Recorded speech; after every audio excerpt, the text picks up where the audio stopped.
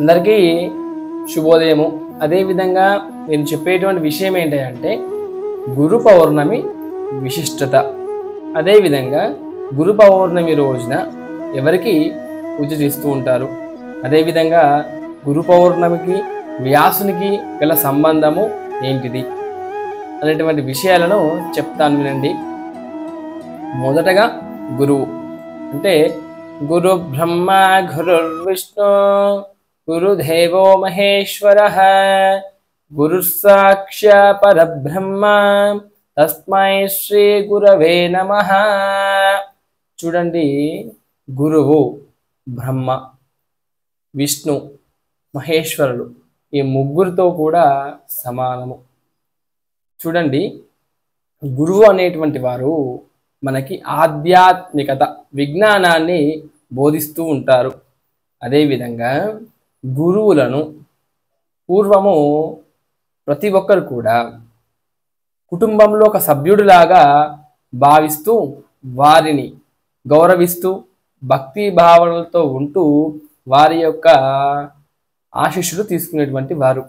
అదేవిధంగా గురు పౌర్ణమి రోజున గురువులకి, ఉపాధ్యాయులకి, పెద్దలకి చేసేటువంటి పూజా కార్యక్రమాలు ఉంటాయి. కాబట్టి దీనిని గురు పౌర్ణమి లేదా వ్యాస పౌర్ణమి అని అంటారు.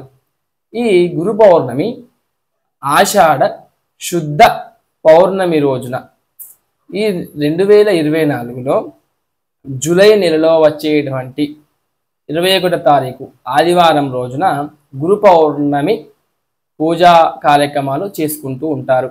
అదేవిధంగా గురు పౌర్ణమి రోజున గురువులకి పూజ చేస్తూ ఉంటారు, గురు పూజోత్సవం. అదేవిధంగా సత్కరించడము, వారికి సేవ చేయడము అలాంటివి చేస్తూ వారికి బహుమతులు ఇచ్చి వారి యొక్క ఆశీస్సులు తీసుకొని వారు నమస్కారం చేసుకుంటారు. ఎందుకయ్యా అంటే వారు మార్గ నిర్దేశకంగా ఒక మార్గాన్ని, చీకటి నుంచి వెలుగు అనేటువంటి ప్రయాణానికి చూపెడతారు. కాబట్టి వారికి దాని సందర్భంగా వారికి గురు పౌర్ణమి రోజున ఆ విధంగా శిష్యులు చేస్తూ ఉంటారు.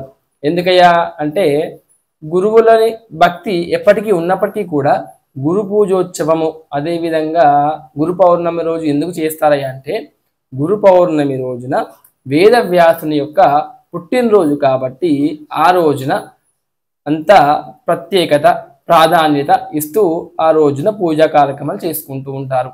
అదేవిధంగా ప్రజలంతా కూడా గురు పౌర్ణమి రోజున ఉదయాన్నే సూర్యోదయంతో ఉపవాస దీక్షను మొదలు పెట్టుకొని చంద్రోదయం రాగానే వారి యొక్క ఉపవాస దీక్షను ముగించి పూజలు చేసుకొని ఉపవాస దీక్షను ముగిస్తూ ఉంటారు.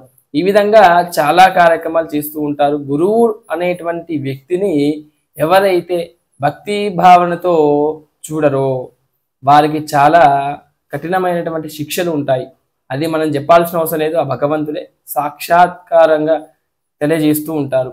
అదేవిధంగా గురు పౌర్ణమి రోజున వేదవ్యాసునికి ఎందుకు అంత ప్రత్యేకత వచ్చింది అంటే గురువు అనేటువంటి వారు మన భారతదేశంలో హిందువులందరికీ కూడా వేదవ్యాసుడు పెద్ద గురువు. ఎందుకంటే 4 వేదాలని సంస్కృతంలో సంకలనం చేసినాడు కాబట్టి అతనికి వేదవ్యాసుడు అని పేరు వచ్చింది.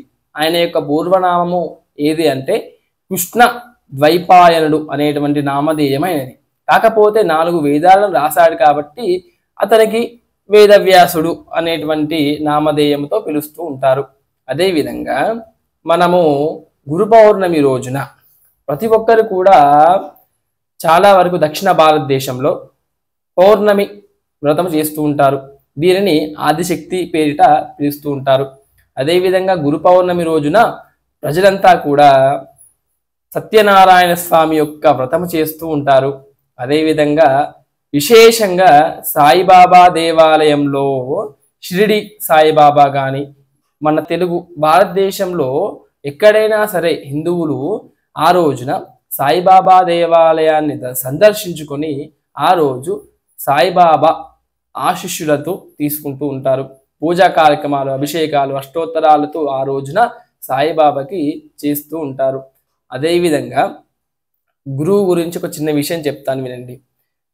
కోవత్తి ఉంది కదా అండి, కోవత్తి ఎలాగైతే ఉందో కోవత్తిలా కరుగుతూ దీపం పైన వచ్చేటువంటి దీపంలా వెలుగునిస్తూ ఉండేటువంటి వారే గురువు.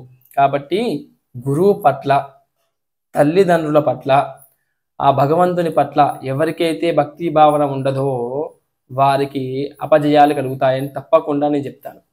కాబట్టి ఈ ముగ్గురి పట్ల ఎవరైతే నమ్మకంతో మంచి భక్తి భావంతో ఉంటారో వారి జీవితంలో సంతోషం తప్పకుండా ఉంటుంది. జీవితంలో సక్సెస్ అనేటువంటి మార్గానికి ముందడుగులో ఉంటారు. కాబట్టి ప్రతి ఒక్కరు కూడా గురువు శిష్యుల సంబంధం గురించి తెలుసుకున్నటువంటి వారు ప్రతి ఒక్కరు కూడా ఎప్పుడైనా సరే సబ్జెక్టు రాకపోయినా పర్వాలేదు, మనకు ఏది రాకపోయినా పర్వాలేదు, కానీ గురువు పట్ల భక్తి ఉండాలి. నమస్కారం. ఓం నమః శివాయ.